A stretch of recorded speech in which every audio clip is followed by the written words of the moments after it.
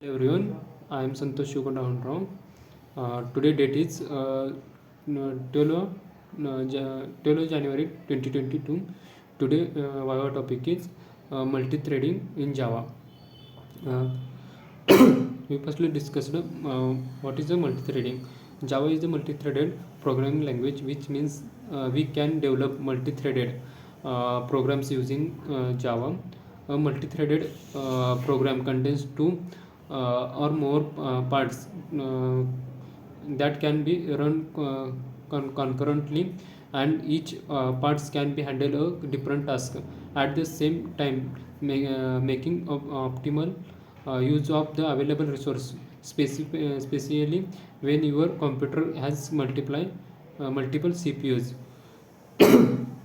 By identification of multitasking is when multiple process share common process processing resource such as CPU. Multithreading extends the idea of the multitasking into applications where we can subdivide specific operation within a single application into individual threads. Each of the threads can be run in parallel. The OS divided processing time not only among different applications but also among each thread within an application. Multithreading enables the uh, you can write in a way where multiple activities can be proceed concurrently in the same program. Life cycle of the thread. A thread goes through the various stages in its life cycle. For example, a thread is born, started, runs, and then die. The following diagram show. Sorry. Uh, uh, Following stages are of the life cycle. First one is the new. A new thread begins its life cycle in the thread state.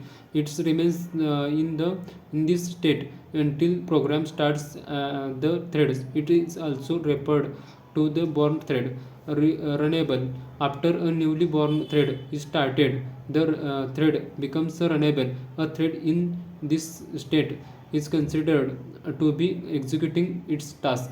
Waiting. Sometimes a thread's transition to be waiting state. While the thread waits for the another thread to perform a task, a thread transition back to runnable state only the when another thread signals the waiting threads to continue executing. Time waiting. A runnable thread can be enter the timed waiting state a specific interval of time. A thread in this state transition back to the runnable state when the time interval expires on the or when the event is it is waiting for occurs. Terminated date. A runnable thread enters the terminated state when it completes the task or otherwise terminates. Thread priorities. Every Java thread has a priority that helps to operating system determines the order in which threads are scheduled. Java threads priorities are in the range between the minimum priority a threads of 1 and maximum priority a constant of 10. By default, every thread is given priority norms priority a constant of 5. Threads with higher priority are more important to the program and should be allocated process time before the lower priority threads. However, the thread priorities cannot be guaranteed. The order in which threads execute them are very much platform dependent. Create a thread by implementing a runnable interface.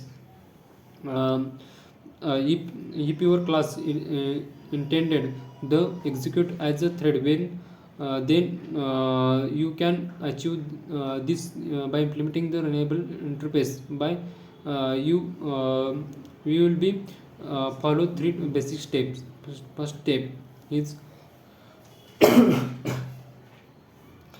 As per first step, you need to implement run method provides by runnable interface. This method provides the entry point for the thread, and you will put your complete business logic inside the method. Following is the simple syntax of run method.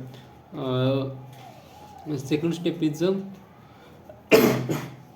sorry second step is you will instantiate the thread object using the following constructors, uh, like thread runnable thread object string thread name, uh, like this, where the thread object is the instance of the class that implements the runnable interface, and the thread name is the name of the new thread.